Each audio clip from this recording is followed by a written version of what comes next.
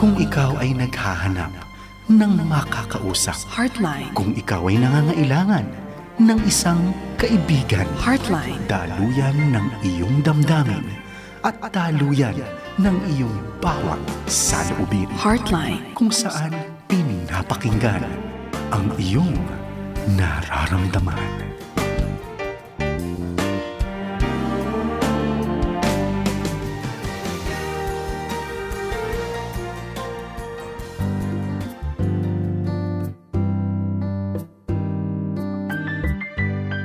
Magandang gabi po mga kaibigan. Ito po si Kuya JV De Choco para sa programang Heartline kung saan pinapakinggan ang inyong nararamdaman dito sa 702 DZAS FEBC Radio TV, Agapay ng Sambayanan.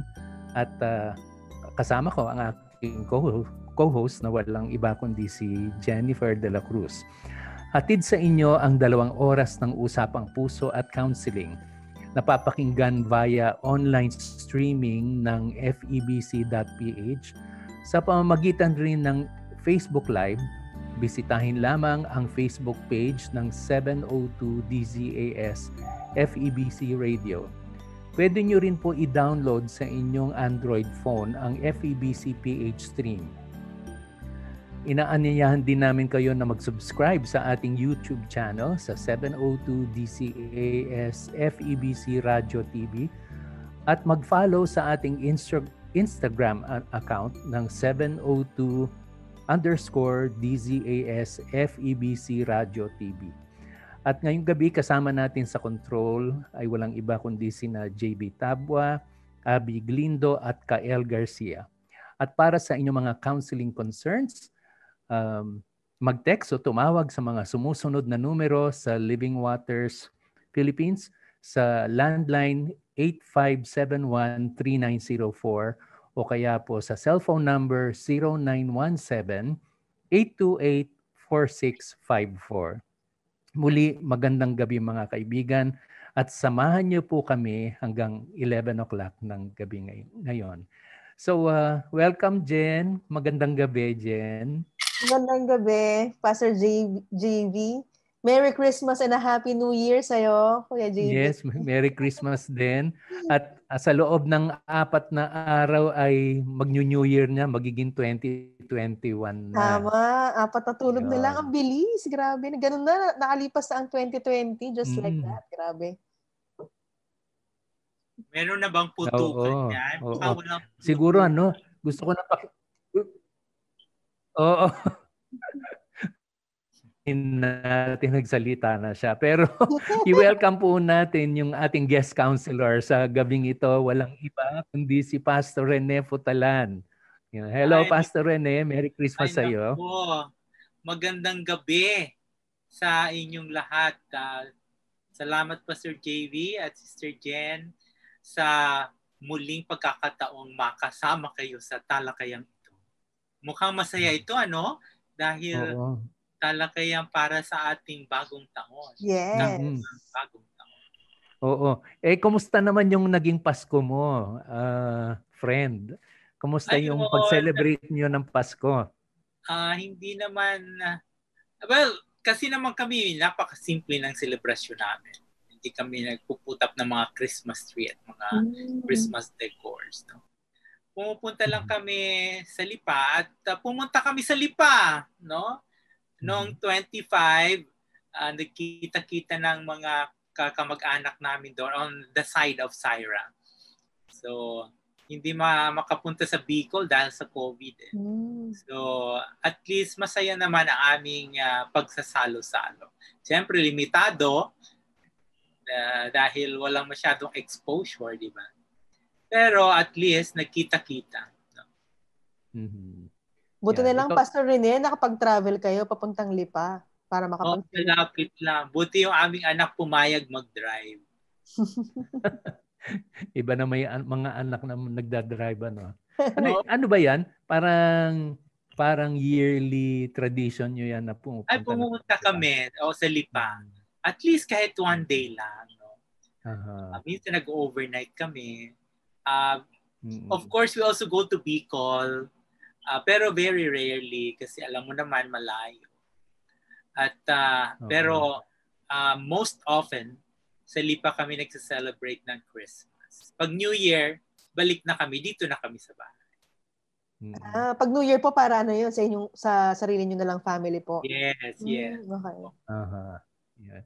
Or there are times na Christmas sa amin lang and then New Year sa Lipa. Or sa Bicol. Tayo, Pastor Rene, baliktad tayo sa family namin. Kami, pag 25, kami lang. Tapos, yun po, nitong pagbagong taon na darating, sama-sama po kami. Doon kami nagre-reunion. Yan po ginagawa namin. Kaya nitong 25, sama-sama lang kami sa bahay.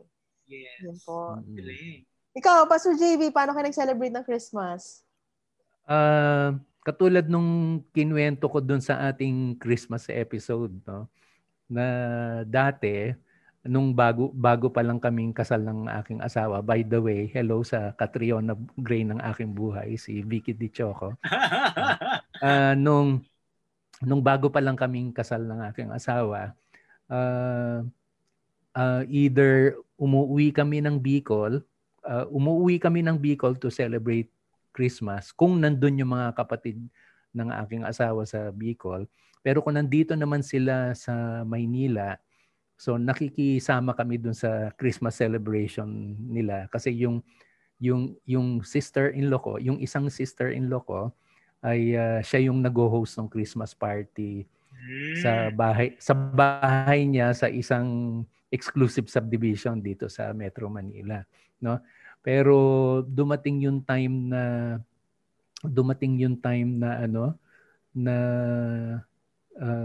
nagdesisyon kami mag-asawa na magkaroon ng sarili ng Christmas celebration sa aming bahay na kami lang mag-asawa, yung anak namin, yung helper namin at yung dalawang anak-anakan namin na anak ng helper namin, no? So that has been going on for like ilang years na, no? So we really celebrate Christmas very, very simple, no? Ganun kami lang. Pero pag may halimbawa nag-gate crash, halimbawa biglang may sumipot na bisita na halimbawa nagngangalang Gilbert, no? Nabubulabog. Oo, tatanggapin naman namin, no? I-welcome naman namin sila. So, 'yun. Tapos yun yung mismong Christmas Eve, no? And then for like ilang years na after Christmas, no, either December 26, December 27, sasamahan ko yung anak ko sa Pampanga, sa Angeles, kasi mamamas ko siya, no? Gusto niya mamasko sa mga side ko, sa father side ko, no? And kasi yung side naman nila Vicky kasi sa Bicol ang layo. Malayo. Oo. 'Yun.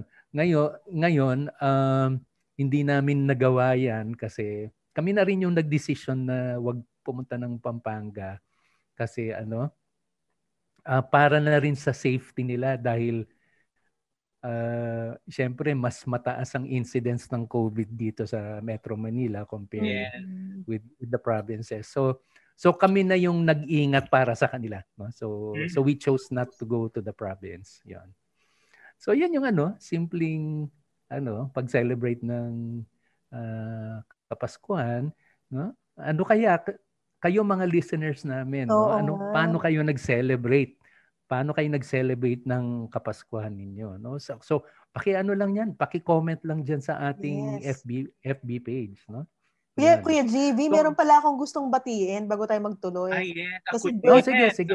Birthday ng natin, isang kasama natin sa Living Waters, ang aking newly engaged na friend, si Pauline Montero. Pauline, happy birthday sa'yo! Oh, yeah! Oo. Siya ba yung ating magiging bride? Oo. Oo nga pala. Sa bagong taon kaya, magpapa-straight na siya? Abangan niyo po. Ay, hindi. I'm sure hindi. Love na love ng kanyang Diyos. Oo. Ikakasal na nga pala yan si Pauline, no? Saka naalala ko alam ko yung magkakasal sa kanya, Pastor JV ang pangalan. Paano nga po? Dapat imbitado tayo sa kasal. Ano Yan. din po yun? Siya po yung maraming kinakasal during the pandemic. Yun po yung balita ko eh. Oo. Matipid ang kasalang pandemic. Oo, pero ano eh kung kailan pandemic, ang daming booking. Ibang level. Sa January, may kakasal din ako sa Aba, Lipa. wow. Bagong taon. O sabi mo meron kang babatiin, friend. Sino yung babatiin? Ako, babatiin ko siyempre yung church namin. Nag-aabang yun. Makati Grace International Ministries, MGIM family. And okay, yung driver ng aming yung aming leader doon, si Joel, nakikinig siya. And of course, the church that I'm helping right now, Solace of Christ Church. So, binabati ko ang lahat na miyembro ng Solace of Christ Church, SCC. Batiin ko na rin yung ating kaibigan si Pastor Jomel at Evelyn Binluan. Sila po ang pastors ng I Am Redeemer and Master Evangelical Church diyan sa San Vicente, Santa Maria, Bulacan. Yan, no? Hello, Pastor Jomel at sa iyong Ayan, isa pa. Gusto kong batiin, friend. Si Alex at si Jonah Dayo. Okay. Oh, yes. Oo. Kaibigan ko rin. Happy New Year na rin.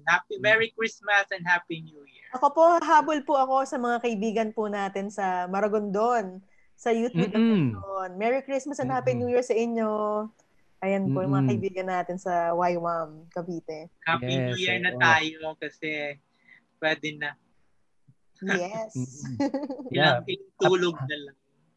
Happy New Year sa naging small group ko diyan sa YWAM Maragondon.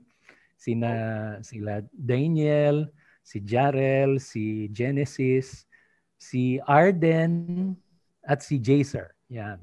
Happy New Year sa inyo. Okay. So, in 4 days time, no? Tulad na sabi ko kanina, sa loob ng 4 na araw ay magiging 2021 na. No?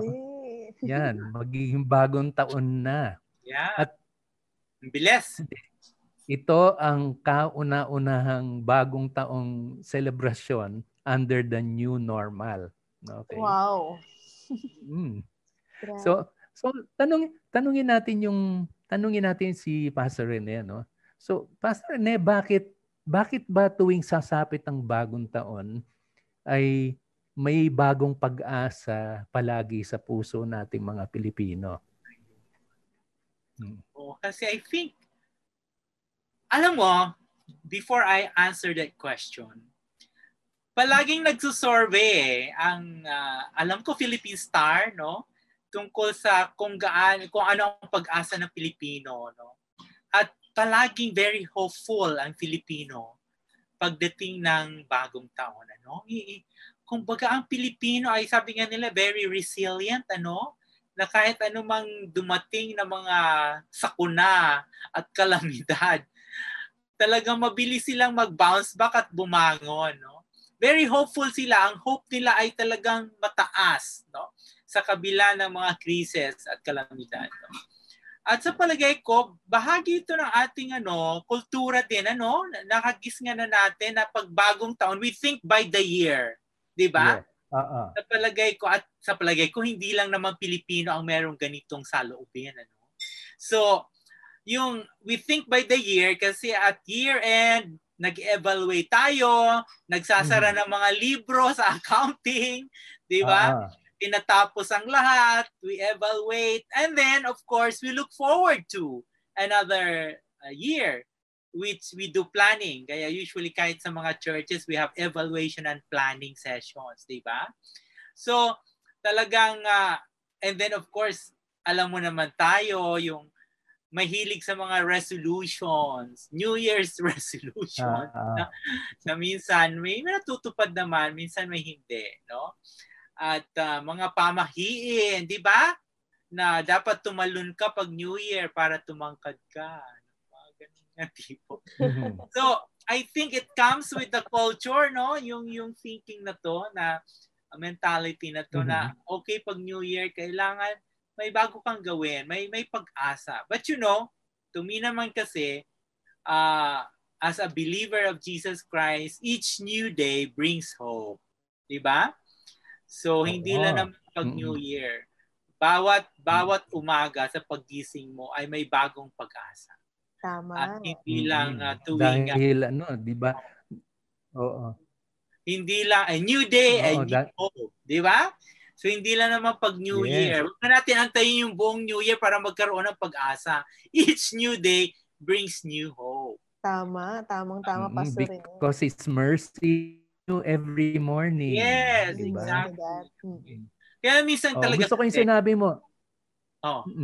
Gusto ko yung sinabi mo na na para sa ating mga Kristiyano, hindi lang tuwing New Year tayo nagkakaroon ng pag-asa, kundi every day. No? It should be every day.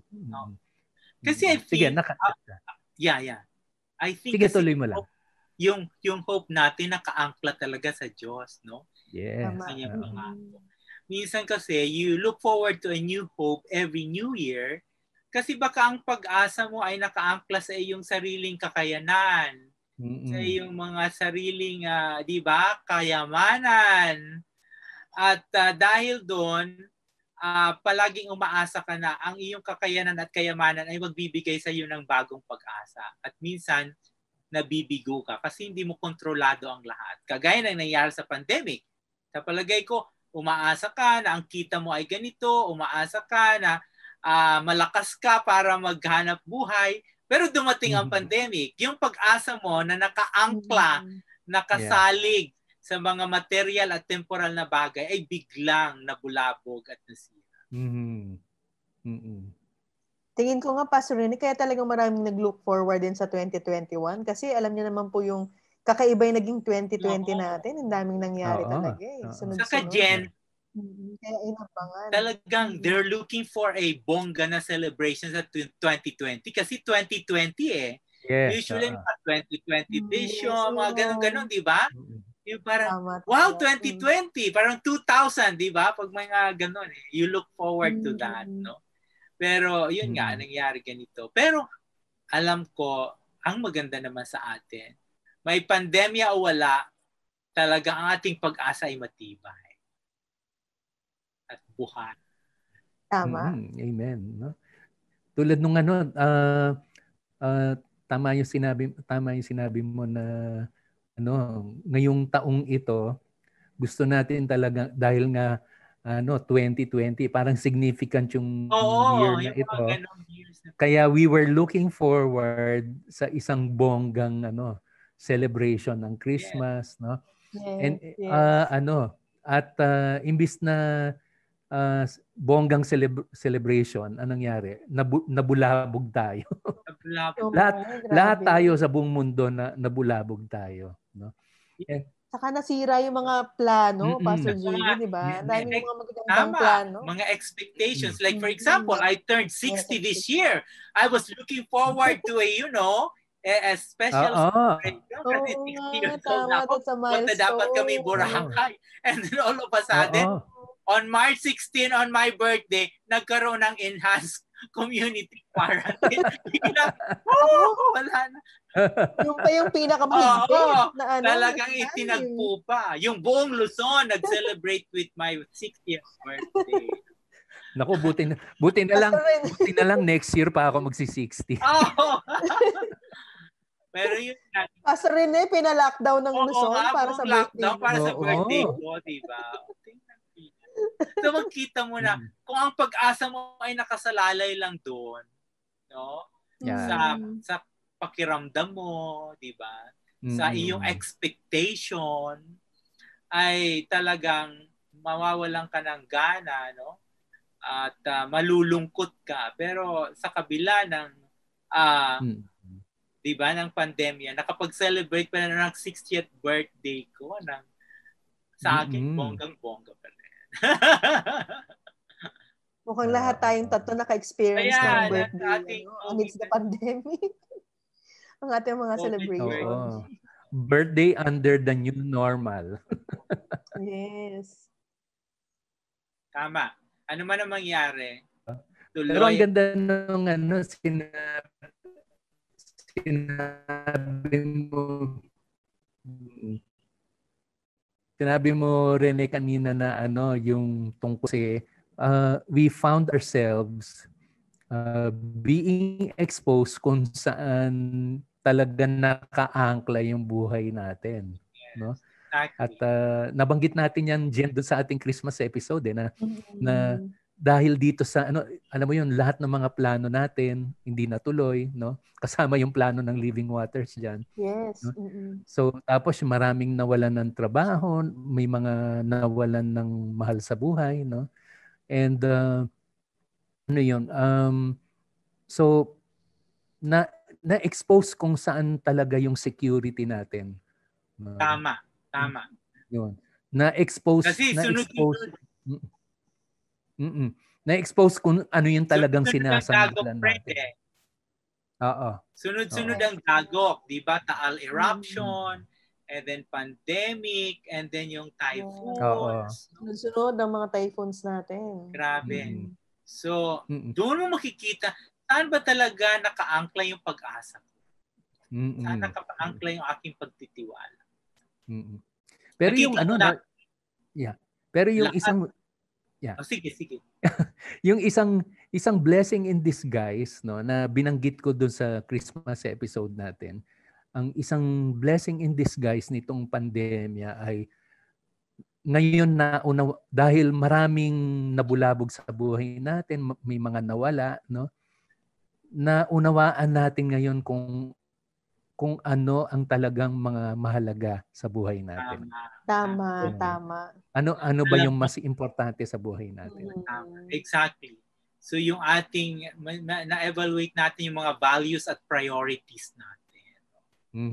Na kailangan, ganito pala ang dapat priority. Lalo na yung sa pamilya, lalo na pakikipagniig sa Diyos, no? Kasi minsan nakakalimutan na ang Diyos Pero pag merong mga ganitong na nabubulabog ka, ay nayayanig ka, naiisip mo ang Diyos. Ang kahalaga.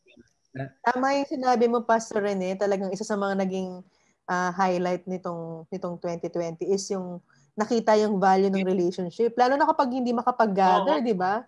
Na take for granted mo lang before dahil sobra kang into work. Ngayon, mas nakita natin na grabe pala yung value ng relationship na we get to meet yung beauty na nakakapag-gather tayo. So, na-miss nating lahat yun dahil nagbago Ang dami. Nakakatuwa. Lalo sa family relationships, no? Oo. Tapos yung iba na nanlalamig sa Panginoon dahil sa takot sa COVID, nanumbalik sa Panginoon, no? Nanumbalik yung pananampalataya, no? Yan. So nakakatuwa lang na na ito yung mga pinagdaanan natin nitong 2020, no? So ngayon bago tayo mag-break, no, ay babasahin tayo ng counseling concern. So ito po yung una nating tanong from ating counseling. Sabi po dito, may live-in partner po ako ng almost 16 years na. May 3 kaming anak. Sa loob ng 16 years, ilang beses na po akong sinaktan. Nang babae po kasi siya ng ilang beses. Magkasama sila ng ilang buwan at maghihiwalay tapos babalik sa akin. After ilang buwan lang din, hahanap na naman siya ng ibang babae. Sa ngayon po, 4 na ang anak niya sa labas. At siguro, magiging 5 na ang anak niya sa labas kasi may sinasamahan na naman po siyang bago. Mag-1 buwan pa lang. Pa-advise naman po kung anong gagawin ko para di na siya bumalik sa akin. Nasa bahay lang kami ng anak ko. Kapag gusto niya umuwi, di ko siya pwedeng ipagtabuyan kasi bahay nila ito ng pamilya niya. Yun po yung una nating katanungan. We will pause. Balik pa po kami dito sa ating programang Heartline. Ako po si Pastor Eduardo Kaalim ng Messiah Christian Baptist Church. Ako'y nagpapasalamat sa Panginoon sapagkat ako'y pinigaling niya sa aking twice colon cancer operation this year despite the pandemic. To God be the glory. Marami mang pagsubok ang sinuong ngayong taon. Ang kapangyarihan ng Diyos ay nananatili sa habang panahon. May pag-asa kay Kristo. Ito ang inyong 702 DZAS FEBC Radio TV, bumabati ng maligayang Pasko at manigong bagong taon. Ito ang 702 DZAS. 702 DZAS. Agapan ng sambayanan na napapakinggan sa buong mundo sa FEBC.ph sa pamamagitan ng Microsoft Media Server Technologies at ng desktop computers. Heartline, kung saan pinapakinggan ang iyong nararamdaman.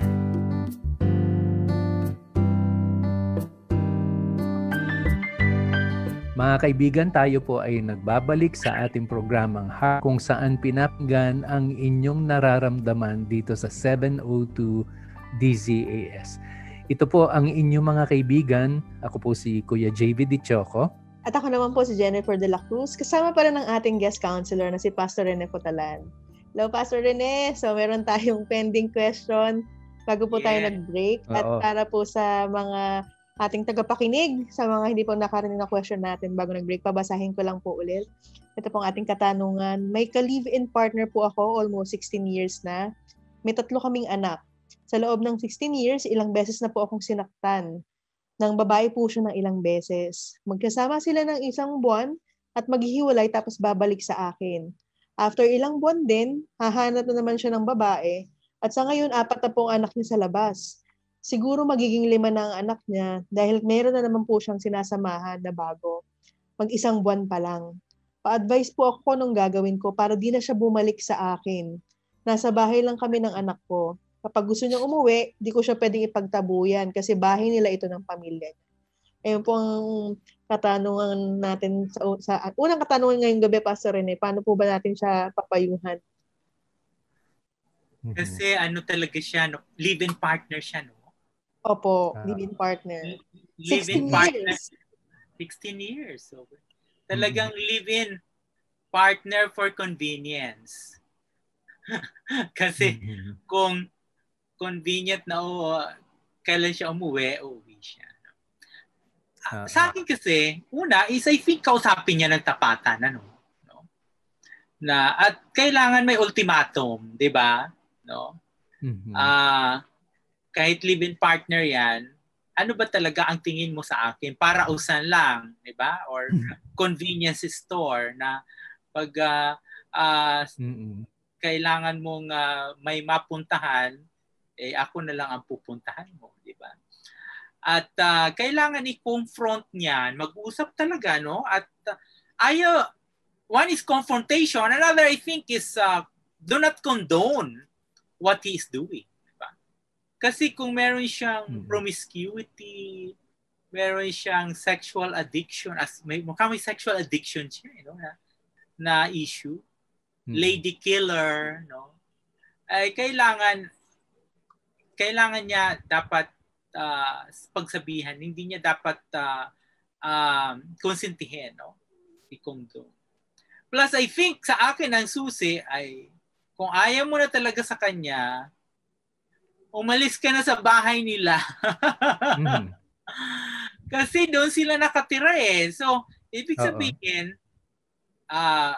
kumbaga may karapatan ako umuwi dito kasi bahay namin to, di ba? Pag-aari to ng pamilya namin. So, but of course, kung ganon, meron 3 anak sila, kailangan niya ng financial independence, di ba? Usually naman, ang babae, hindi makaiwan dahil baka nakadepende siya financially sa lalaki, di ba? Hindi ko alam kung gaano kalaki na ang mga anak niya. Kung ang mga anak niya ay professionals na baka pwede silang mag-usap, ano? Na why can't, kung 16 years na, malalaki na medyo ang mga anak nila, no? At maganda ata involved din ang mga anak sa pagdidesisyon, di ba? Tanungin. Kung ganito palagi ang sitwasyon, ay nagkakaroon sila ng kapatid sa labas sa iba't ibang babae. Sa palagay ko, hindi magandang values, no? Ang pinamumuhay ng kanyang ng live-in partner. So I think it's time for her to assert her her independence financially and physically. Look for a place na talagang hindi siya mapupuntahan, magbigay siya ng ultimatum at sabihin niya na, okay, ito yung boundaries ko. Diba? You set the boundaries. Hindi naman pwedeng basta na lang aabusuhin siya, no? Sasaktan ang kanyang damdamin at wala siyang gagawin. No? Sa akin, sa palagay ko, hindi tama yan. No? Hindi tama. Saka mula dito sa kanyang sinulat, no? Parang ayaw niya na kasi kaya siya nagpapa-advise siya kung ano yung gagawin para hindi na siya bumalik sa akin, sabi niya. So meron talagang meron na siyang desisyon na ayaw niya na dito sa pero pagod na siya tsaka sawa na. Parang sense ko rin na meron siyang ambivalence, no? Na parang gusto niyang lumayo pero, di ba? Para I think meron itong aside from meron siyang financial dependence at emotional dependence din, no? Kasi 16 years is 16 years. Mahaba yun. Oo. At meron kayong mga anak, di ba? Usually, poprotektahan mo rin yung whether we like it or not or yung reputation, no? Na mga anak, di ba? Ang hirap ata maging single parent, no? Lalo pag wala kang finances. At siyempre, it's not easy to raise children without a father, no? Or single-handedly, no? I-raise mo yung mga children mo. So I think may issue ding emotional ito, no? Na hindi niya tawag dito. Hindi niya mahiwalayan, no? May ambivalence no? At sa akin kasi, if he's been into relationships with other women, ang concern ko rin yung kanyang health, kasi pwede ka magkaroon ng mga venereal diseases. Yes. No? Kung iba-ibang gumagamit siya ng iba't ibang babae, pwede magkaroon siya ng venereal diseases. Tama. Okay, so STD, sexually transmitted diseases, no? So and I don't think I don't want to risk my health, no? I mean, enduring, this relationship with him. Saka para dito sa ating letter sender, no?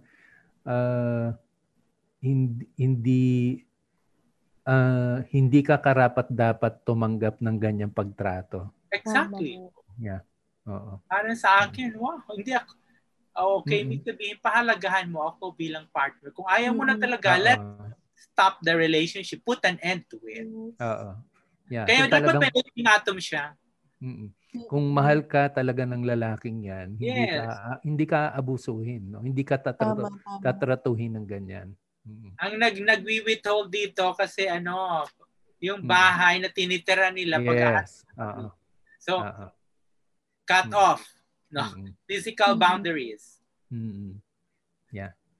So I hope na nakatulong yung mga payo na yan sa iyo, letter sender. So salamat sa pinadala mong suliranin sa amin. So tayo po ay magpapatuloy sa ating talakayan.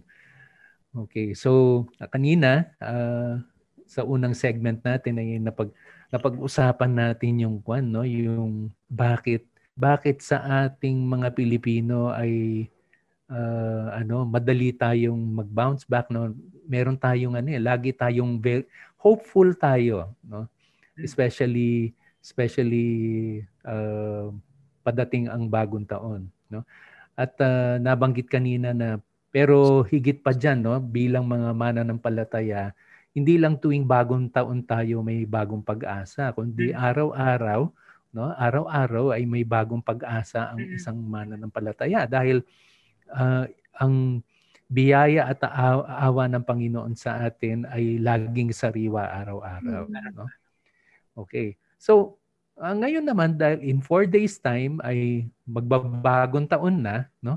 So ito yung unang beses na pagdiriwang natin o i-celebrate natin ang bagong taon under the new normal, no?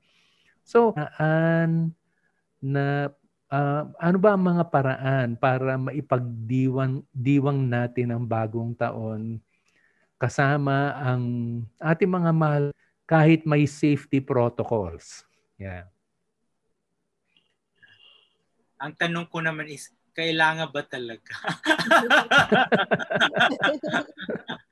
To me kasi, health is our priority. Ano? Mm-mm. Yeah. So, sa akin, baka pwede naman kung, halimbawa, especially, hindi ka pa nakapagpa-swab test, no? Mm-hmm. At asymptomatic ka, no? Pwede kang carrier ng virus at merong mga senior citizens o mga babies, no? The very vulnerable to this infection. Ako kasi, kailangan din mag-ingat tayo, no? Diba? So baka naman pwedeng, although nung Christmas ay nagsama-sama kami, pero talagang observing yung social distancing, no? You wear mask, no? At yung mga health protocols, no, is strictly observed. Pero and then of course, limited ang exposure. Hindi kagaya noon na talagang pamorningan ang celebration, di ba? Pag New Year. Sa palagay ko ngayon, limited number of hours, no? Para hindi ang exposure ay hindi masyado intense, no? Masyado daming oras. No? So, I think yun lang ang pwede nating magawa, no? Sa New Year na to, kung celebrate the New Year under the new normal. Bakit natin naisin at i-wish yung mga nakaraang New Year celebrations kasi it will never really work, no, under the new normal. Ang tension, Pastor Rene, kasi may mga nakasanayang tradisyon. So like, nagpapaputok, ganyan. May mga nakagis ng gano'n ng mga Pilipino. Kaya nagkakaroon din talaga ng pagbabago. Nagiinuman, video kay hanggang madaling araw. Tapos yung celebration talaga, paramihan ng mga iniimbita. Yung iba, noon kami, gumagala pa kami. House to house. Nakikikain, di ba? So, sa palagay ko, hindi na pwede mangyari yan ngayon. No? Kasi, siyempre yung bibisitahin mo, nag-aalangan din, nag-iingat din sila sa kanilang health, di ba? So, I think ngayon talagang limitado, no? Kaya papairali natin ang disiplina in observing health protocols, no? As we celebrate the New Year. At yan yung isang bagay na kailangan nating matutunan. Yung word na sinabi mo, disiplina. Disiplina. Oo, kasi talaga ngayon, disiplina ang kailangan. Yan yung yan yung weakness nating mga Pilipino no? Dapat magpapuspos sa banal na espiritu. Pagka may pinapatupad, ang feeling natin suggestion lang. Suggestion lang yung mga pinapatupad. Yan. Totoo. Pero sa palagay ko ngayon, dapat maging stricto tayo sa ating sarili at para sa kapakanan din ng ating kapwa. At ng buong bansa. Kasi kung isa ka lang asymptomatic, carrier ka at na-expose sa'yo, di ba? Kaya nga mayroong mga contact tracing, di ba? Talagang iti-trace nila sino ang nakahalubilo mo. Kasi pwedeng, di ba, nahawa mo siya at naging carrier din siya. And it will really spread so fast. Oo. Napaka-importante pa naman yung contact tracing, no? Kasi minsan pumunta ako sa grocery, no? So pinapa-fill up ka ng form, no? Yung health declaration, tapos sa contact tracing din kasi 'yun eh. So meron ako nakasabay na nagfi-fill up siya ng form, no? Pero imbis na fill upan niya yung form, ang ginawa niya lang kasi hindi naman nakabantay yung security. Usually hindi na strict ngayon kahit sa mall. Ang ginagawa lang niya, parang okay, nakalagay doon sa paper name, no? imbis na i-spell niya yung pangalan niya, ginuhitan niya lang. Lahat ng mga entries, ginuhitan niya lang. Basta Para may lang sulat may lang. para lang may sulat lang, ganon kasi. So sabi ko, "Ma'am, anong ginagawa ninyo?" Sabi niya sa akin, "Wag kang maingay. Nakakasawa na kasi mag-fill up nitong form na ito na lagi na lang ganito. Tuwing bibisita ako dito sa grocery, lagi na lang ganyan." So yun yung disiplina sa yung ganong bagay kasi importante siya no? Yun. So nawawalan tayo ng disiplina no. Tapos yun na lang yung kahit na lang yung pagsuot ng mga mask saka face shield no. Ang dami nating dahilan. Totoo. Oo, pero para sa safety naman natin 'yon, no? Yeah. Kasi talaga, alam mo, kumagrabe kasi pag enter mo sa mall, 'di ba? Nagche-check pa rin ng bag. Maglalagay ka ng alcohol. Maglalagay ka ng form. Parang, Lord, ang dami kong dapat daanan ng mga protocols para makapasok. Oo. At alam mo naman ang Pinoy, no? Kung makakalusot, lulusot. Oo. Yan. Yan. So, kanina pinag-uusapan pala natin yung yung na-excite tayo nung simula ng 2020. Na-excite tayo sa pwedeng mangyari ngayong 2020 dahil yun nga sumisimbolo ito ng 2020 vision or clarity para sa ating clarity, no? Pero nung nangyari yung pandemya, nadismaya tayo lahat, no? Dahil sa mga hindi magandang kaganapan na nangyari, no? So, maari pa rin bang itong maari pa rin ba na yung mga kaganapang ito ay clarity pa rin? O at talagang para sa ating kabutihan katulad nung sinasabi sa Romans 8:28 that all things work together for the good of those who love him. Yeah, magandang tanong 'yan, ano? Alam mo, if we look at it from the perspective of God, palagi sa kanya is he always, has the best plans for us. Because he loves us, no? At sa akin, from the perspective of God again, ginagawa niya ang lahat ultimately for his glory. Makikita niyo sa Bible, wala naman siyang, okay, of course, concerned din siya sa'yo, pero ultimate concern niya yung kanyang kaluwalhatian. Maipakita kung gaano siya kadakila, no? At kung ano ang dakilang gawa na pwede niyang gawin. Di ba?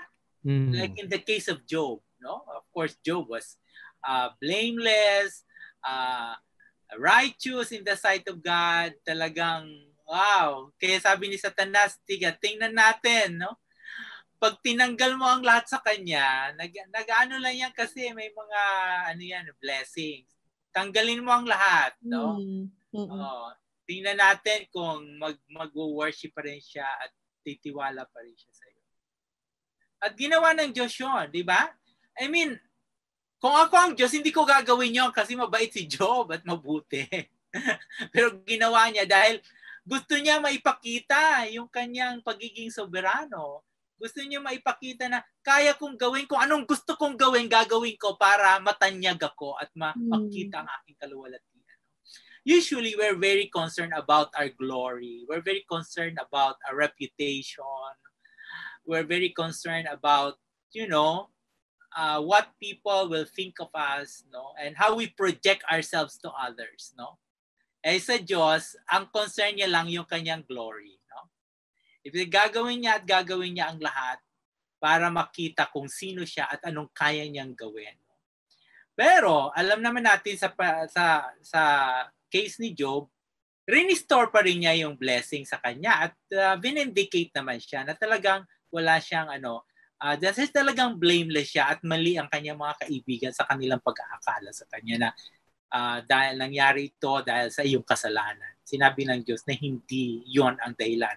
Gusto ko lang talaga ipakita yung aking karunungan. Ako ang may hawak sa lahat ng mga nangyayari. Ako lang ang pwedeng gumawa nito at walang iba. Kung gusto kong gawin, walang makapaghahadlang sa akin. No?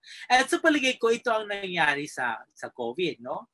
Na sa atin, siyempre, we're looking forward to 2020 at excited na tayo sa ating mga expectations, mga plano, at mga kung ano-ano. And then all of a sudden, sabi ng Diyos, teka, no, mukhang kailangan ko ipakita ang aking sarili sa pamamagitan ng pandemyang ito. Ginawa niya. I mean sabihin, nothing can stop him from doing that. Sabi niya, our God is in heaven and He pleases whatever, He does whatever pleases Him. No? Nothing can thwart my plans. No? Sabi ni Job, nothing can thwart your plans. Nothing can hinder your plans. No? So, yun. Depende ata sa pagtingin. Okay, sa pagtingin natin parang nabulabog tayo, no? Pero sa tingin ng Diyos, ito ang pinakamainam sa inyo. Ito ang pinakamabuti sa inyo. And sa akin, talagang nakatulong talaga siya para makita natin kung sino ang Diyos at anong kaya niyang gawin. No? For example, sa gobyerno na lang, di ba? Nakita natin na alam naman natin kung paano magmura ang mga leader ng ating bansa at talagang hinahamak ang Diyos. Pero ngayon, nakita natin na wala silang magawa, no? Na ang kanilang resources ay limited. 'Di ba? Na wala silang magagawa na buhayin ang mga COVID cases, no? Na talagang makita natin na ang Diyos ang nagbibigay ng buhay at siya rin ang bumabawi nito, di ba? Walang magawa kahit mga doktor na dapat magpanatili ng mapag-iba yung ating kalusugan, pati sila namamatay. So, nakita natin na ang Diyos lang talaga ang makapangyarihan sa lahat. Siya lang ang may hawak sa lahat ng bagay, pati buhay natin. At kung hindi tayo magtitiwala sa Kanya, talagang, sabi nga sila, pupulutin tayo sa kangkungan. Alam mo, so, Pastor, nakita mo, it's really His glory. No? Yeah. Agree po ako sa sinabi niya. Tapos kanina, na-realize ko lang, Pastor Rene, habang nag-share ka, dahil meron tayong certain expectations kung paano magkakaroon ng clarity this 2020, di ba? Kaya lang yung nangyari, kung tutuusin, kagaya po ng pinag-usapan natin earlier, nagkaroon ng clarity naman talaga actually, yung kung anong mas mahalaga.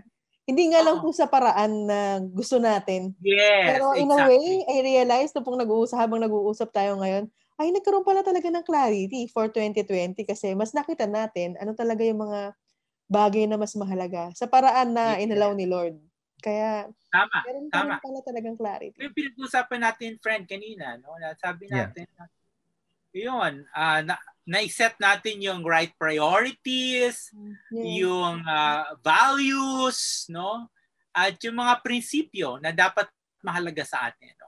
Kasi kung sa panahong ito, ibig sabihin, kung hindi right ang values mo at right ang principles mo, right ang priorities mo, talagang madadala ka, madidepress ka, no? Pero kung intact ang values mo, intact ang priorities mo, intact ang prinsipyo mo sa buhay based on godly principles, godly standards, magsusurvive ka sa COVID na to. Di ba? Makikita mo na all things, I mean, the world will pass away and everything in it will pass away. But those who abide in the Word of God will live forever. Will abide forever. So, makikita mo, no? Na may clarity doon. May clarity doon, no? And then, of course, nakita natin na, wow, these are really blessings in disguise. Di ba? May mga present silang opportunities. Di ba? May mga threats, of course, but vis-a-vis the threats are the opportunities, no? Yung iba nakapag-isip ng ibang negosyo. 'Di ba? May friend kami na travel agency, pero ngayon wala nang travel agency. So sa food business at wow, booming ang food business niya. So, pero may mga threats opportunities. Na-reinvent nila yung sarili nila. Exactly. Oh. Yeah. Yun. Yung mga creativity na harness talaga, no? May rebooting kasi no? Yes. Na-reboot kumbaga. So kailangan mag-isip ka, no? And pag na-reboot ka, talagang walang-wala ka, you have to depend on God if you're a believer, no? Kasi wala ka na mapupuntahan, Lord, anong gagawin ko? Bigyan mo ako ng karunungan at kaalaman para makabangon and to cope. Yung coping mechanisms, di ba? Kasi you have to cope with the situation, no? Ibig sabihin, hindi pwedeng uupo na lang ako at tutunganga ako at maghahagulhol ako, no? Sulk into corner without doing anything about the situation. This is a time for God to work in the hearts of people and tell them, hey, I'm here. If you just trust in me, there is hope, no?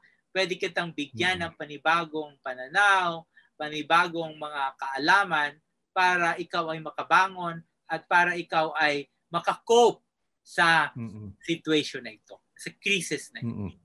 Okay. So bago tayo pumunta sa ating break, muli magbabasa si Jen ng counseling concern. Ito yung pangalawa nating counseling concern for tonight. Ito po. Ako at ang aking boyfriend ay 5 years na. Pareho kaming busy sa aming trabaho at nakikita lang tuwing weekend. Okay naman kami at parehong faithful sa isa't isa. Wala pong issue sa loyalty. Ang madalas naming pinag-aawayan ay kanyang nanay. Kasi palagi niyang gustong isama ang kanyang ina sa aming mga lakad or dates. Nag-open up ako na gusto ko sana kapag lalabas kami, kaming dalawa lang. Kasi paminsan-minsan lang naman kami magkita, lalo na ngayon na uso na work from home. Hindi ako 100% na komportable na kapag kasama ang kanyang ina. Plus couple kami. Ang sagwang tingnan maglambing kapag may ibang tao. Ngunit hindi niya ako maintindihan. Sinasama niya pa rin ang nanay niya. At minsan nagagalit kasi inaaway ko raw ang nanay niya. Natural lang ba na gusto ko ng time na kaming dalawa lang? Maramot ba ako kung gusto ko kaming dalawa lang? Nakatira pa rin siya kasi kasama ang pamilya niya sa iisang bahay. Araw-araw silang magkasama at pwedeng lumabas kahit kailan nila gustuhin. Maraming salamat po. Yan. So, very interesting. Very interesting situation. So, bago sagutan ni Kuya Rene ang counseling concern na yan, we will pause for a break. Magbabalik pa po kami dito sa ating programang Heartline.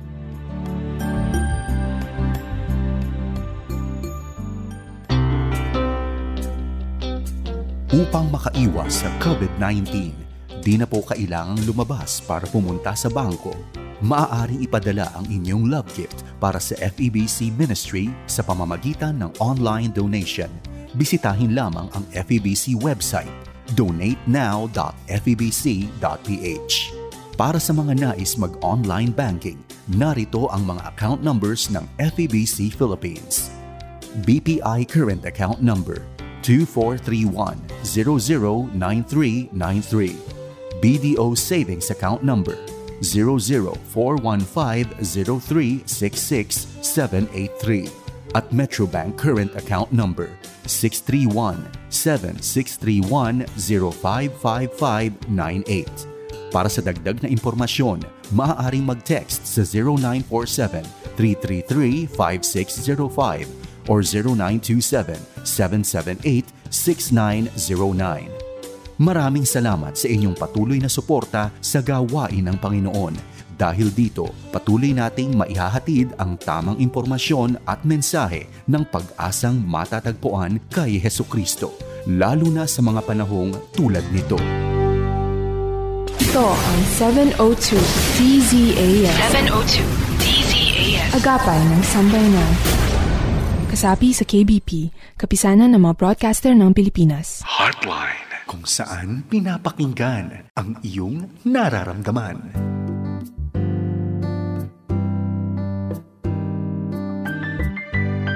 Maligayang Pasko at manigong bagong taon po sa ating mga tagapakinig. Kayo po ay nakikinig pa rin sa Heartline, kung saan pinapakinggan ang inyong nararamdaman. Ako po si Jennifer de la Cruz. At ito naman po si Kuya JV Dichoco, kasama pa rin ang ating gwapong guest counselor. Walang iba kundi si Pastor Rene Futalan. Magandang gabi muli. Wow, patuloy ang ating talakayan, mga kapatid. At bago tayo bumalik sa ating talakayan at pagsagot doon sa ating counseling concern, meron lamang po akong importanteng announcement na importanteng gawain ng Living Waters Philippines. Ito po yung tinatawag naming Living Waters Leadership Training. Ito po ay 6-day live-in training para sa mga church leaders, whether you're a pastor, an elder, counselor, or a cell group leader sa inyong mga simbahan. This is for you. Ito po ay training for church leaders na gustong magsimula ng isang healing ministry, especially for their members who are struggling with sexual and relational brokenness. No? So, ito po ay gaganapin on February 28 hanggang March 6, 2021. At ang venue po namin ay ang Light of the World Retreat Center sa Silang, Cavite. Para sa mga karagdagang katanungan, pwede po kayong mag-email sa aming email address info@livingwatersphilippines.org o kaya pumunta lamang po sa aming website at pakana po ang Living Waters Leadership Training. So we hope to see you there and we hope that you will apply dito sa aming leadership training. Okay, Jen. So, Jen? Ayan po. So, basahin ko lang po ulit ang ating katanungan para sa kapakanan ng ating mga tagapakinig. Ang tanong po sa ngayong gabi ay, ako po ay, ang aking boyfriend ay 5 years na. Pareho po kaming busy sa aming mga work at nagkikita lang tuwing weekend. Okay naman po kami at parehong faithful sa isa't isa. Wala po kaming issue about loyalty. Ang madalas naming pag-awayan ay ang kanyang nanay kasi palagi niyang gustong isama ang kanyang ina sa aming mga lakad or dates. Nag-open up ako na gusto ko sana kapag lalabas kami, kaming dalawa lang. Kasi paminsan-minsan lang naman kami magkita. Lalo na ngayong uso ang work from home.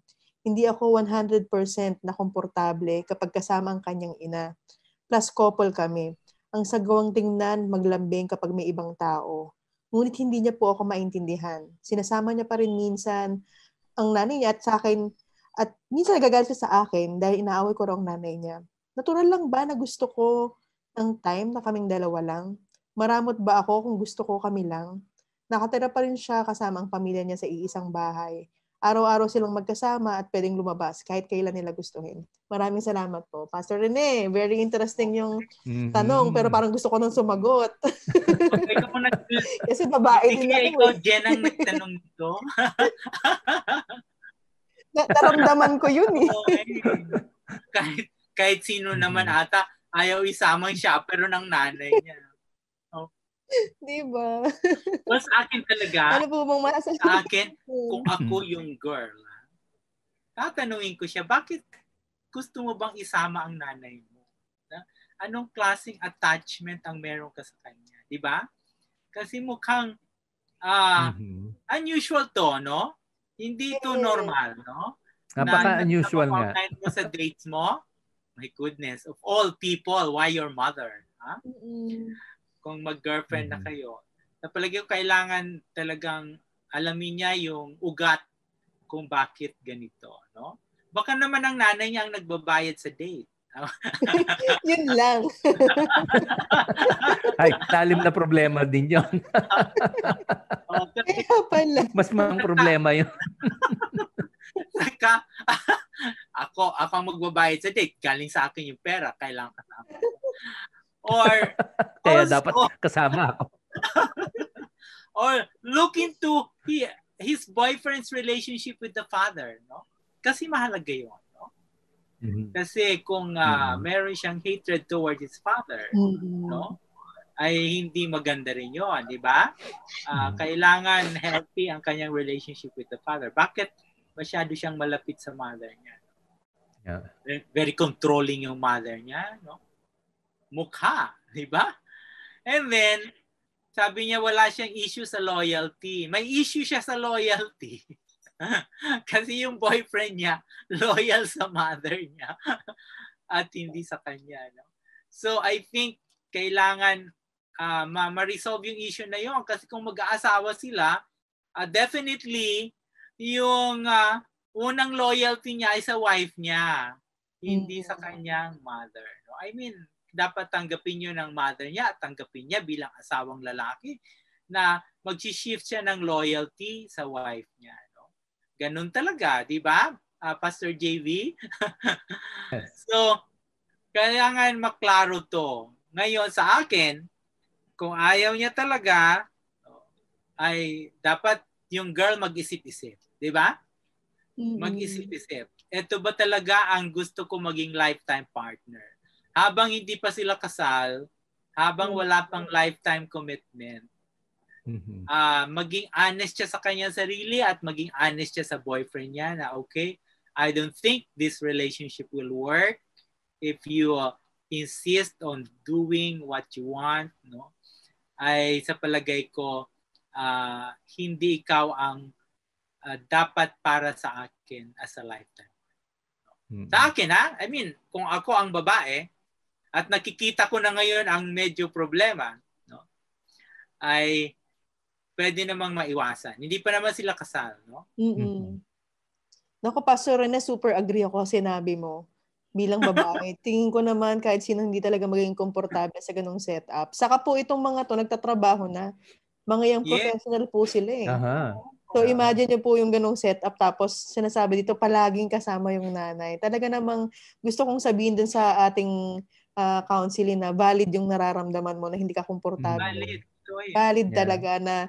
At saka syempre, talagang importante na mas makilala nyo ang isa't isa eh.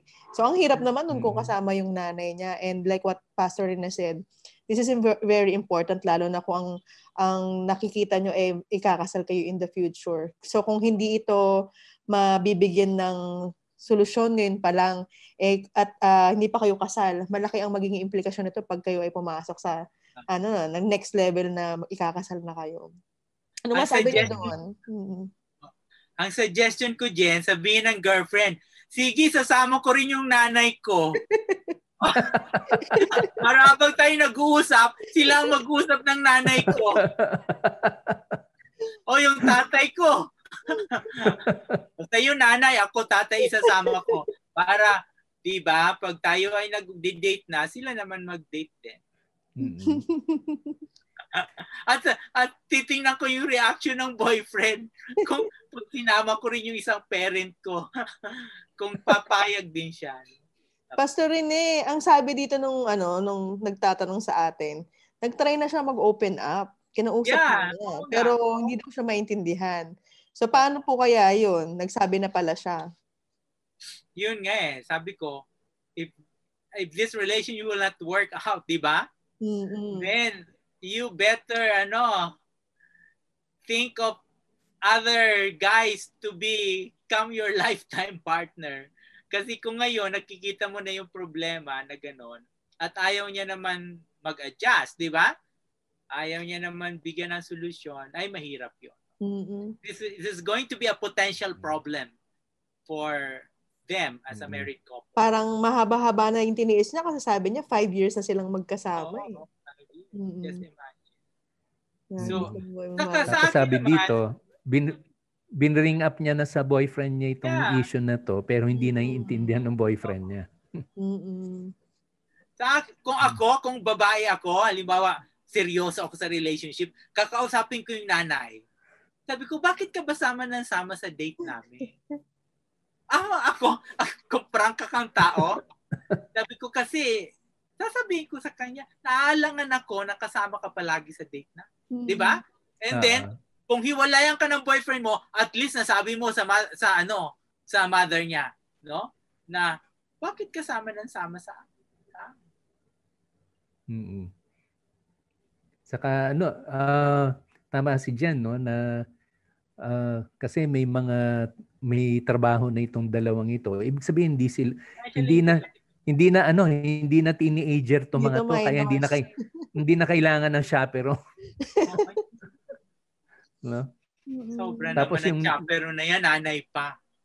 Oo, tapos yun nga, sabi nitong ating letter sender, wala silang issue about loyalty. Pero Meron actually kasi mas loyal. Oo. Obvious na obvious mas loyal itong boyfriend mo sa nanay niya. Oo. Oo, at bakit tuwing i-discuss mo itong issue na ito sa boyfriend mo, hindi kanya maintindihan, no? Yan yung pinag-aawayan niyo. Inaaway daw niya yung nanay niya. It only goes to show mas importante yung nanay niya sa kanya kaysa sa iyo. Mahirap yan. Pag nag-asawa sila, baka tumabi ang nanay sa bed nila.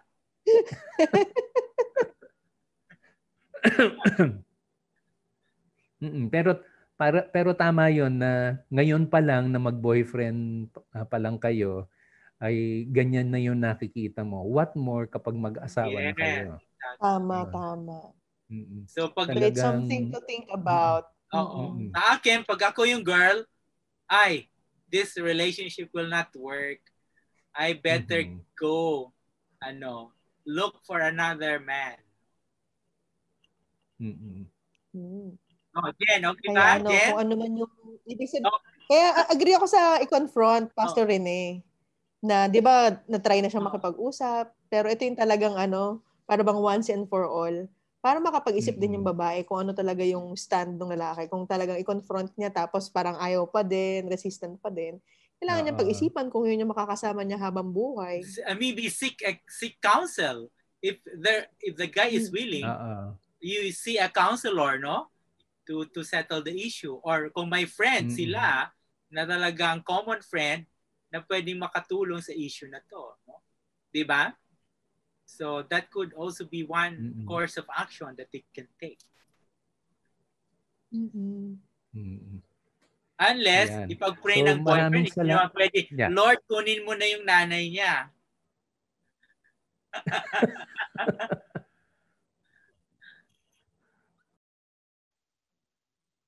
Naubo ako. Gusto rin eh. Baka may issue siya baka may issue din siya sa father, no? Kasi malapit siya sa anyway. Pero whatever the issue, no? I think para dito sa ating letter sender, no? Kausapin mo ng masinsinan itong boyfriend mo. At, exactly.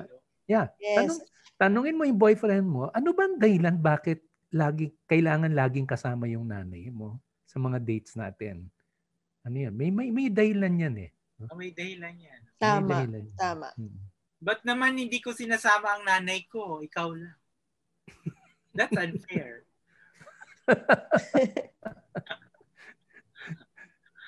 Okay. So, maraming salamat sa ating listener na nagpadala ng kanyang counseling concern. No? Okay. At mamaya ay papanalangin ka rin namin. Ngayon, kanina bago tayo nag-break, no, pinag-uusapan natin yung clarity. No, sa mga nangyari ngayong dito itong pandemya. Hindi lang yung pandemya, actually kahit yung mga kalamidad, sunod-sunod na kalamidad na naranasan natin, no. In a way, ginamit yun ng Diyos para magkaroon tayo ng clarity sa ating buhay. No? Yes. No? Kanina, naisip ko rin kanina na isang clarity na pinagkaloob sa atin ng Diyos. Pinakita niya sa atin kung sino talaga ang may control ng lahat. No? Tama. Pinakita niya sa atin very, very clear na hindi tayo ang may hawak ng buhay natin. Kahit anong pagpaplanong gawin natin, no? Pag sinabi ng Diyos na hindi matutuloy yan, hindi yan matutuloy. Hindi, totoo yan. No? Totoo yan. Oo. Kaya pinakita sa atin ng Panginoon na we are not really in control of our lives. Yes. No? Yes. Na hindi tayo yung we are not the gods that we think we are. Pinakita sa atin ng Diyos na siya talaga yung Diyos, no? Yan. So isa yan sa clarity na idinulot sa atin ng mga pangyayari. Pastor JV, parang may isa pa akong na observe nitong nangyari tong sa pandemic and tong sa typhoon. nagkaroon din tayo ng parang mas nabigyang importansya ang self-care. Kasi parang hindi masyadong nabigbibigyan yan yung salitang self-care. So, di ba po nagkaroon na maraming challenge ang ating mga kababayan sa mental health? Yes. So, parang mas nagkaroon ng voice yung tungkol na dun sa usaping mental health, even sa church po. Kasi di ba parang hindi uso yung pag-uusapan na kailangan dapat okay ka, mag-pray ka lang, okay na lahat. Pero marami din po talagang nagkaroon ng depression nitong 2020. Kaya nakita ko po yan mas natutunan din ng mga tao yung salitang self-care. Paano mo ba aalagaan yung sarili mo at paano na hindi masama din na magbukas ka ng saloobin mo pagdating sa mental health. Totoo. Kasi minsan hindi nakakapagbukas, no? Kasi minsan pag sinabi mo may depression ako, iba na yung tingin nila sa'yo, di ba? Another thing is tungkol sa domestic violence. Ay, oo. Yes. Kasi dahil sa pandemya, lockdown kayo, yung mga bottled up emotions, no? Yung mga iwas ka ng iwas, di ba? Tapos all of a sudden, nag-lockdown kayong dalawa. Wala kayong way para makaiwas sa mga problema. Kailangan harapin. Kaya minsan, yung incidence ng domestic violence ay, di ba, nag-increase, no? During the lockdown. At isang, I think, clarity in the sense na napipinpoint yung mga issues, no? Na dapat harapin at pag-usapan. Like depression, like domestic violence. Sama mo na rin, Pastor yung addiction, sexual addiction. Kasi mas marami na sa pornography nitong time ng lockdown. Internet pornography. Yan, isa pa yan. No? Yes. So, these are, alam mo, it's really, ang na-expose dito yung mga issues of the heart, no? Oo, kasi usually, ang bilis natin mag-escape sa mga issues na to, diba? No? So, kailangan, halimbawa, mag-travel ka lang, pwede na, di ba? Punta ka sa mall, magkipag-inuman ka, di ba? Kahit among Christian servants, no? O workers. Daanin mo sa ministry, magpaka-busy ka, di ba? Pero dito sa lockdown, talagang silent ka before the Lord. And the Lord has plenty of time to speak to you in silence, no? And deal with the issues of your heart. At ang kailangan mo lang makinig, sana makinig, no? Para mapakinggan mo in the silence yung kung ano ang sinasabi ng Diyos, no, sa iyo.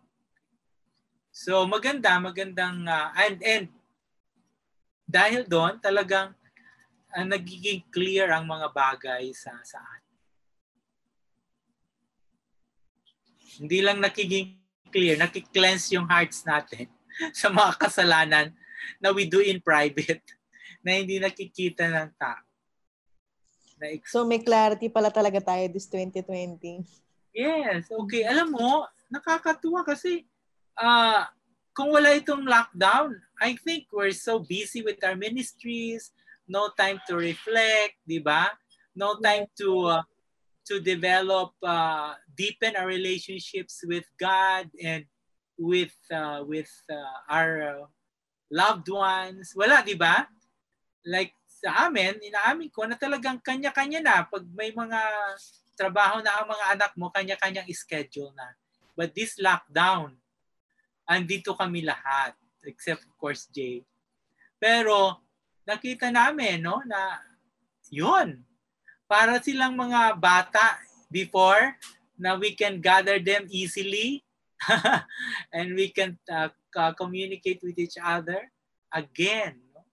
So, sa akin, at nataklear talaga kung ano ang mahalaga as we have been saying a while ago, na clear talaga, ito ang priority, ito yung value, ito yung prinsipyo na dapat natin i-hold, no? As a family.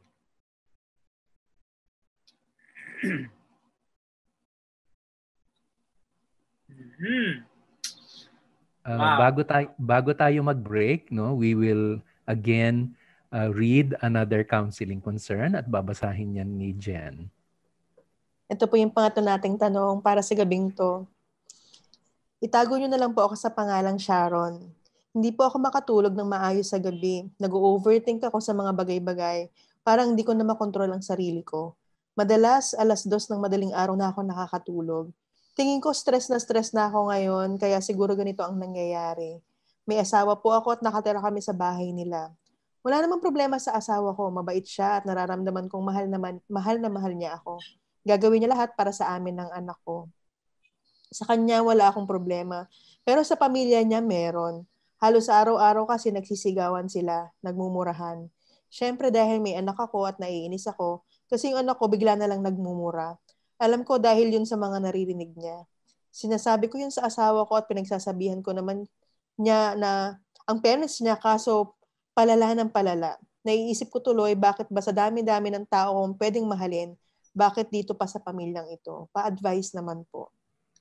Alam mo, Jen, napakarunong ng Diyos, ano? Diba? Nung sinabi niya, you have to leave your parents and cleave to each other and become one flesh. And living there means living physically, financially, emotionally, psychologically, lahat ng living.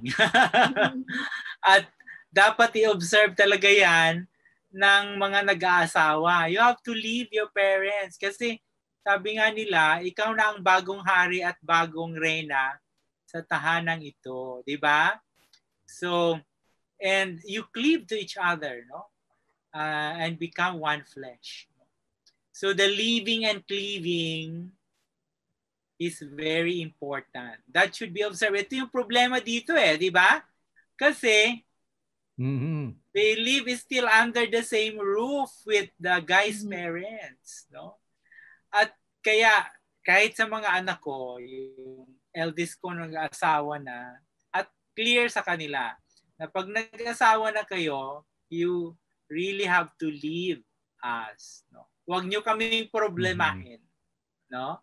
Napalagay ko pag mamamatay na lang para ipalibing, pero hanggang may lakas pa naman, huwag nyo kaming problemahan. You have to leave us physically, financially, emotionally, psychologically, everything.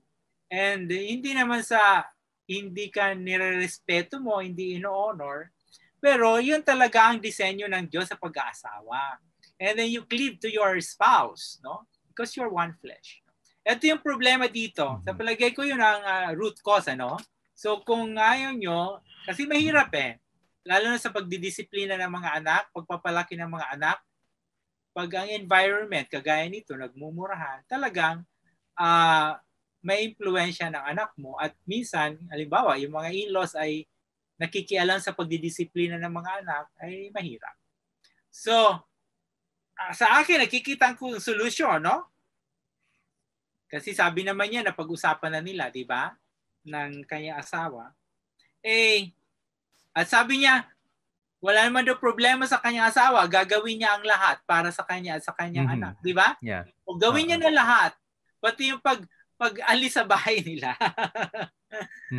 Para matapos yung problema. Kasi kung kayong dalawa lang at yung anak mo, di ba? At wala nang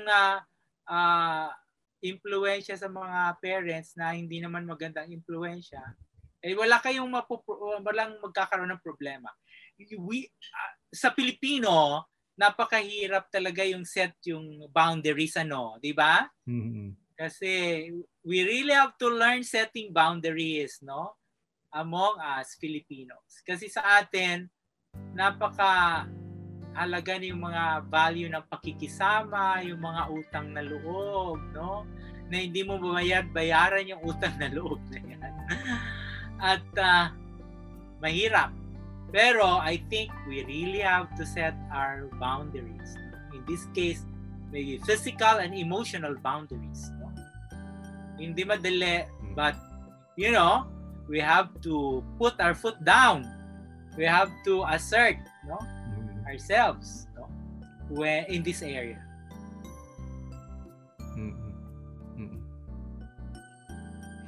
Yeah.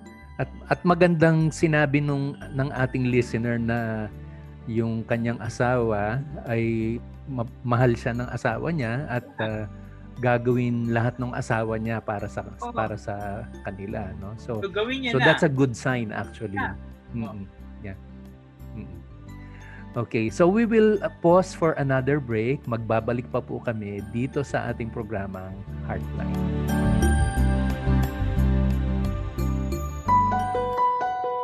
Ang hirap naman nito. Puno na ang piso para sa radyo coin banks ko. Pero hindi ko alam kung paano ko isasauli dahil sa lockdown. Ay Mika, solve na ang problema mo. Oh? Papaano? Bukas na ang bookstores drop-off centers na kaagapay ng FEBC. Pwedeng-pwede mo nang ibalik ang piso para sa Radyo Coin Bank sa pinakamalapit na bookstore branch. Talaga? Buti naman. Ikaw, yung piso para sa Radyo Coin Bank mo, kamusta naman? Oy, active ako. Pinuno ko na kaagad ang coin bank ko at naideposito ko na sa bangko. Papaano yun? Mag-text ka sa FEBC sa 0947-333-5605. Tapos, bibigyan ka nila ng instructions kung paano i-deposit ito sa bangko. Ang galing! Pati ang pagtulong natin sa FEBC, digital na rin. Biro mo, ang coin bank ko pwede na rin pala i-deposito sa bangko. Kaya nga, di ba? I-share mo na ang good news sa friends para maibalik na rin nila ang piso para sa Radyo Coin Bank at makatulong sa ministry ng FEBC. Wait, pwede favor? Samahan mo ako mamaya sa bookstore. Bakit? Ilan ba yung piso para sa Radyo Coin Banks mo? Mga 3 lang naman. Ang bigat eh. Ah, okay. Sige, magkita tayo mamaya. Basta, magdala ka ng alkohol. Yung quarantine pass mo, dalin mo na rin ha. At huwag kalimutan ng face mask. Narito ang mga bookstores drop-off center na maaari ninyong isauli at makakuha ng bagong piso para sa Radyo Coin Bank. Back to the Bible Bookstore, CLC Bookshop Malolos, CLC Bookshop Valenzuela at Philippine Christian Bookstore branches. Alabang Muntinlupa, EDSA Cubao, Farmers Plaza, Imos Aguinaldo, Los Baños Laguna, Makati Bethany, Masagana, Monumento, SM Dasmariñas, SM Fairview, SM Marilao at SM Santa Rosa Laguna. Para sa karagdagang impormasyon, mag-text o tumawag sa 0947-333-5605 o 0927-778-6909. Ito ang 702 DZAS. 702 DZAS. Agapay ng Sambayanan. Kasapi sa KBP, kapisanan ng mga broadcaster ng Pilipinas. Heartline, kung saan pinapakinggan ang iyong nararamdaman.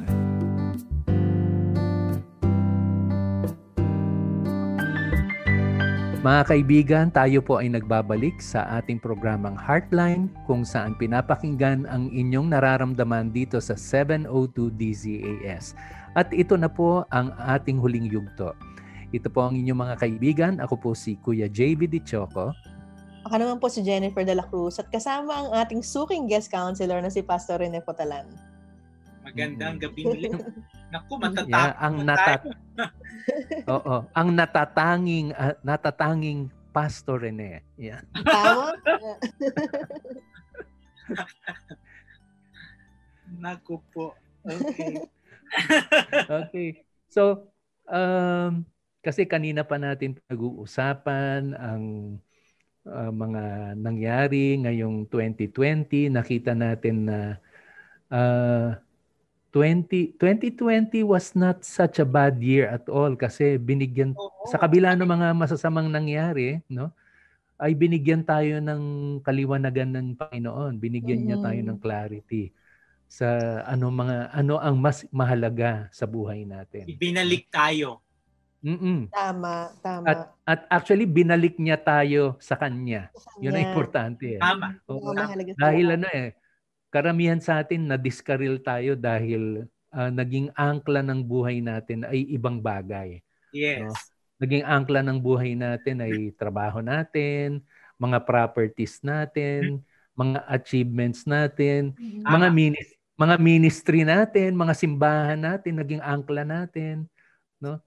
So binalik lang tayo ng Panginoon sa kanya na siya naman talaga ang tunay na angkla natin, no? So ngayon, Pastor Rene, ano ang mga bagong pag-asa natin para sa bagong taon, no? At saan tayo makakahugot ng bagong pag-asa para sa 2021? Alam mo, talagang bilang Kristiyano, wala akong nakikitang pag-asa na bagong pag-asa. Yung pa rin ang pag-asa. Walang iba kundi ang Diyos. Ano? Sabi ni Apostol Pablo, si Jesucristo ang pag-asa natin. At may nilalaman ng pag-asa na to, walang iba kundi ang pag-asa ng buhay na walang hanggan. Sa lumang tipan, in the Old Testament, alam natin ang pag-asa natin ay ang Diyos, di ba? Napakaganda. Kaya sabi ni David, alam mo, nagka-quiet time kami ng aking misis, si Syra. Ang ganda ng sinabi ni David, no? Sa Psalm 131. Gusto kong basahin, friend, Jen, ha? Sige, okay. Please. Sabi niya, this is a Psalm of David. My heart is not proud, O Lord. My eyes are not haughty. I do not concern myself with great matters or things too wonderful for me. But I have stilled and quieted my soul. Like a weaned child with its mother, like a weaned child is my soul within me. O Israel, put your hope in the Lord both now and forever. Ang ganda. Sabi niya, Amen. Hindi kayabangan. Kasi ang kayabangan pits against the Lord, no? Di ba? Pits against God, no? Talagang yung ating mga kayabangan ang nagiging karibal ng Diyos. Di ba?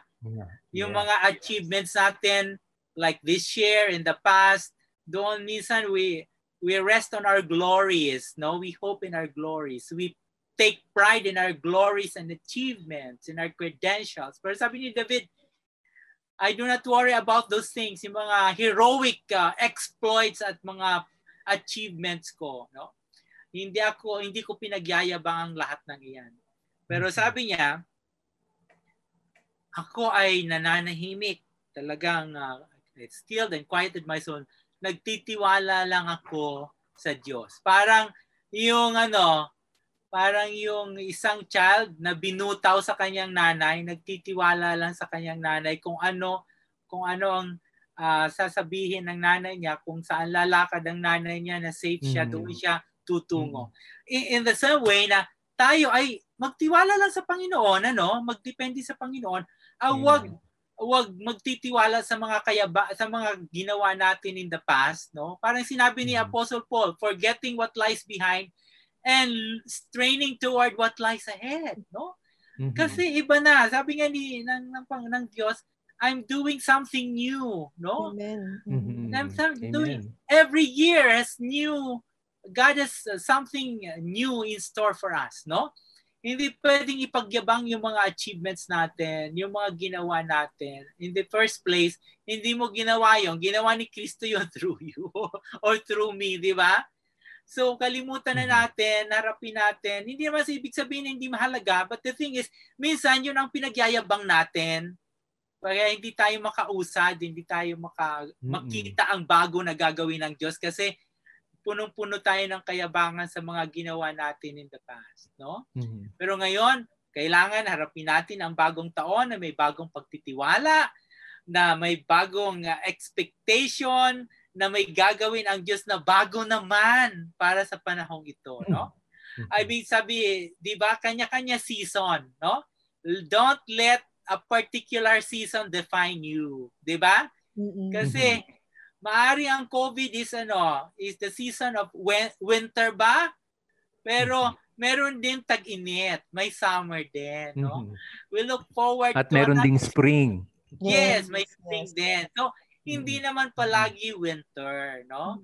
Ang Diyos ay gano'n. He is the God of all seasons. Kaya kung anong season ang gusto niyang paratingin, i-welcome natin at enjoy natin with Him, trusting Him that He will again reveal Himself anew to us, and He will reveal a new plan that is, in store for us. No? Wow! Kaya excited ako, no? Hindi palaging COVID ang ating taon. Amen. Meron namang season na bago. At excited ako kung anong gagawin ng Diyos, no? Ang mahalaga, kasama ko siya. And He will never leave me. He will never forsake me, no? And andun yung desire ko to know Him more. Diba? Sabi ni Paul, I want to know Christ and the power of His resurrection, the fellowship His sharing in His suffering, no? So, basta kasama ko ang Diyos, alam ko hindi ako iiwan. Sapat na yun sa akin para harapin ang bagong taon ng may panibagong pag-asa. Wow! Excited ako kung anong gagawin ng Diyos. Paano niya i-reveal yung kanyang sarili muli? No? At paano niya i-reveal yung panibagong plano niya for me this coming year. Ramdam ko yung excitement mo, Pastor Rene. Oo, na-excite ka. Naramdaman ko yun. Diba? Yeah. Ang maganda sa Diyos talagang, wow, nagbabago nga pa na, hindi siya nagbabago. Pero, sabi, diba sa Jeremiah, diba sabi niya sa mga Israelita, they've been in exile for 70 years, diba? In Babylon. Sabi niya, this is my plan for you. Okay, plano ko sa inyo talaga na ma-excel kayo sa Babylon, no? Plano ko 'yan, no? So pumunta kayo diyan, establish yourselves, okay? Kung anong gawin niyo ang lahat para mag-prosper yung Babylon, no? Kasi plano ko, bahagi ng plano ko niya sa inyo na kayo ay maging captive sa Babylon for 70 years. Pero sabi niya, meron din akong plano sa iyo for restoration, di ba? Sabi niya kasi, I have plans for you, plans for welfare, not for calamity, to give you a future. Hindi madali tanggapin ng mga Israelita kasi the temple was destroyed, the city was destroyed, talagang, wow, total destruction, total devastation, no? Yung kingship, nawala. Yung kingdoms ni David at Solomon, nawala. Tapos frustrated sila kasi God's plan for them to be a blessing to all nations hindi nila na-fulfill. Diba? So talagang devastated sila. Talagang total devastation. Pero sabi niya, in the midst of all this, I have a plans. I know the plans I have for you. Plans for welfare and not for calamity, to give you a future and a hope. And God, accomplished that, no? Na hindi nila inaasahan. God raised King Cyrus, di ba? Wow, hindi siya isang Israelita na king. In-anoint ng Diyos si King Cyrus, a pagan king, para i-restore sila sa Israel. Di ba? Makabalik sila sa Israel. So you see, wow, His ways are not our ways and His thoughts are not our thoughts, no? Sa bagong taon na to, wow, talagang magugulat na lang tayo kasi ang mga hindi natin inaasahan at hindi matatarok ng ating isipan na pwedeng mangyari ay pwede papangyarihin ng Diyos dahil siya ang Diyos na mga imposibleng bagay. Mahal niya tayo at He only wants the best for us. Amen. All for His glory. All for His glory. Ginagawa niya ito para maluwalhati ang kanyang pangalan. Makita na, hey, ibig sabihin, tingnan mo, kahit may COVID, kaya kong, diba? I-restore kayo, no, from the COVID. Kayang-kaya po yan. Kaya tamang-tama po yung sinabi ni Pastor JV kanina, na talagang pinaka-highlight ay naibalik tayo ng Panginoon sa Kanya. Kaya makakasimula tayo ngayon ulit, ngayong 2021. And Pastor Rene, nag-share ka, ang naalala ko naman yun sa Isaiah 40:31. But those who hope in the Lord will renew their strength. Yeah, they exactly. will wings like eagles. They will run and not grow weary. They will walk and not faint. Marami pong naging kaganapan ngayong 2020, pero yun nga po, bagong pag-asa na magmumula sa Panginoon lamang nitong 2021. Oo. Pasa tayo kasi ang maganda sa Diyos, siya ang pag-asa. No? Di ba? Hindi lang siya nagbibigay ng pag-asa. Siya mismo ang pag-asa. Si Kristo ang pag-asa. Kaya hindi tayo mabibigo. Di ba? Pag ang Diyos ang pag-asa natin, never na tayo mabibigo. Yes. Ano man ang mangyari. Yes. At anumang kalamidad, palaging kasama niya na. Walang iwanan. Palaging kasama natin. Kaya, iwanan man tayo ng ating asawa or whatever, no? Di ba? Talagang panahon ng crisis, malaming nang iiwan. Pero ang Diyos ay ever faithful. He will remain faithful to the end. Yeah, habang nagbabahagi ka, Pastor Rene, no? Naalala ko lang nung isang araw, I was meditating on the song. It's an old song, pero I think karamihan sa atin alam yung itong song na ito, yung The Steadfast Love of the Lord Never Ceases. So I was meditating on that song. At yung awit na yan was actually inspired from the Book of Lamentations, no? Lamentations chapter 3. No? At yung background ng Lamentations, nung sinulat ni Propeta Jeremiah, yung Lamentation, the city of Jerusalem was in total destruction. No? And nakita ni Jeremiah at yung syudad ng Jerusalem, total destruction, no? Devastated. And yet, sa kalagitnaan nun, nasabi ni Jeremiah, sa kalagitnaan ng devastation at destruction na nakita niya, sa kalagitnaan yun, nasabi niya, the steadfast love of the Lord never ceases. His mercies never come to an end. They are new every morning. No? So yun yung ganda. Pwede nating paghugutan din ng pag-asa. Amen. Para sa hinaharap ang awa ng Panginoon sa atin ay sariwa tuwing umaga. Amen. Yun. Ang maganda kasi kahit hindi tayo magtapat sa Panginoon, no? Ang Panginoon ay magtatapat sa atin kasi commitment niya yon. He cannot back out from His commitment. No? Yan ang maganda sa Diyos. Yes. Kahit committed tayo, committed sa commitment natin, hindi kikitid ang commitment ng Diyos sa atin. Amen. Tama ka dyan, Kuya Rene. Yung fulfill niya dun sa commitment niya ay hindi nakasalalay sa faithfulness natin sa commitment natin. Exactly. Buti na lang. Ang faithfulness ni God sa commitment niya nakasalalay on who He is. Yes, not exactly. on who we are. And what we do. Yeah. Amen. So, kulang na naman tayo ng oras, no? So, sa ating pagwawakas, hilingin natin si Pastor Rene na ipanalangin ni Pastor Rene yung ating mga listeners nakatune ngayon at yung 3 counseling concern natin. So, tayo po ay manalangin. Aming Ama sa Langit, nagpapasalamat kami at napag-usapan namin ang tunay na pag-asa na nakaangkla sa Diyos kay Jesucristo. Ang pag-asa ng buhay na walang hanggan. Salamat dahil ang pag-asang ito ay hindi nakaangkla sa mga temporal na bagay, sa sanlibutan na nawawala, nagugunaw, at lahat ng nasa sanlibutan ay nawawala, nagugunaw. Pero ang pag-asang ito ay matibay.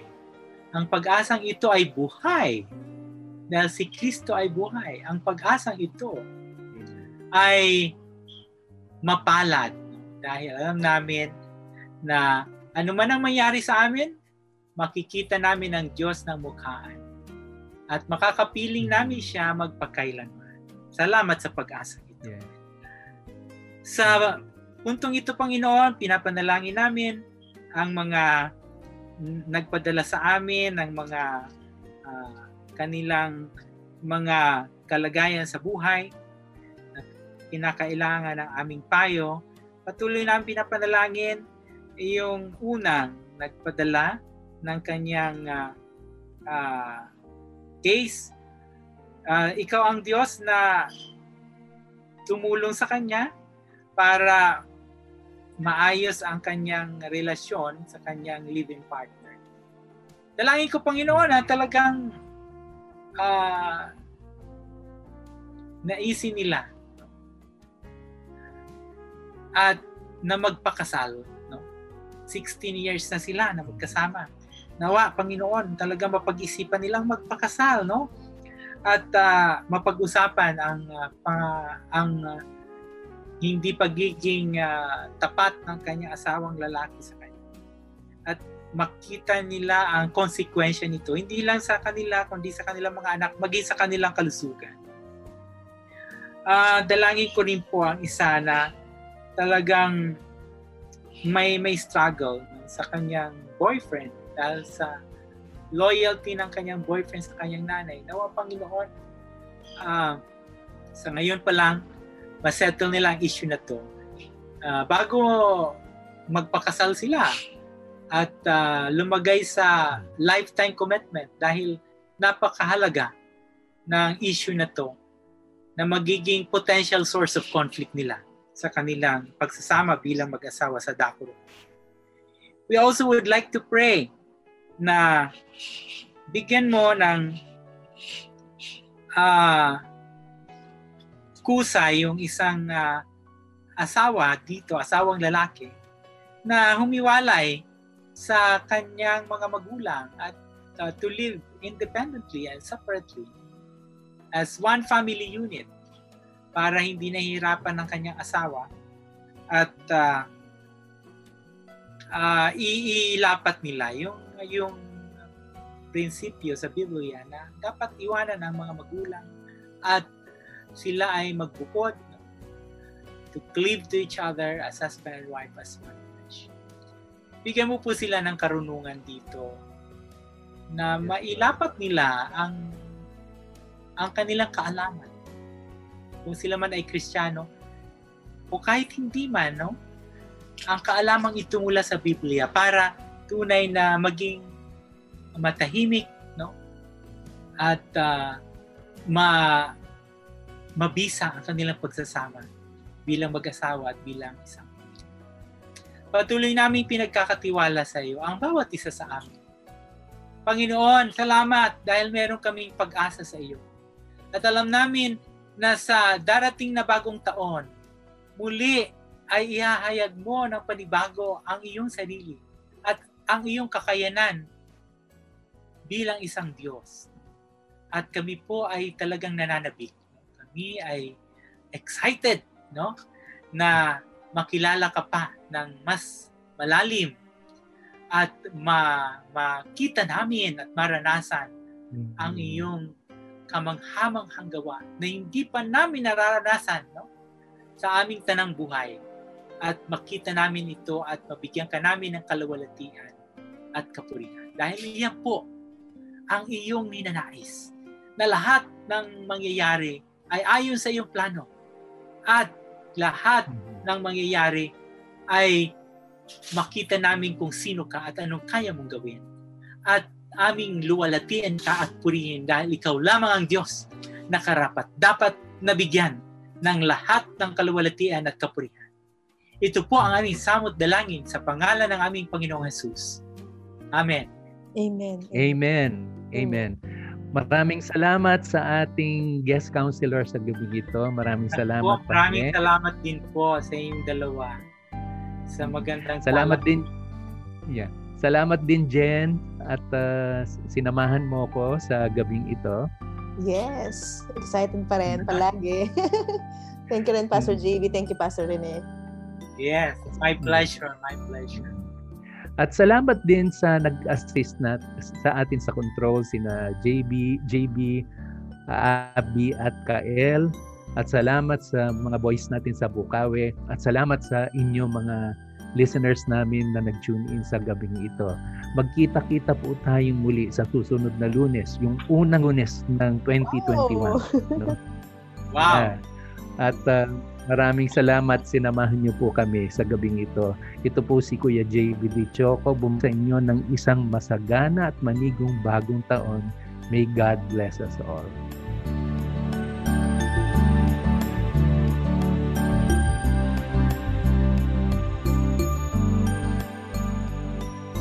Heartline, kung saan pinapakinggan ang iyong nararamdaman.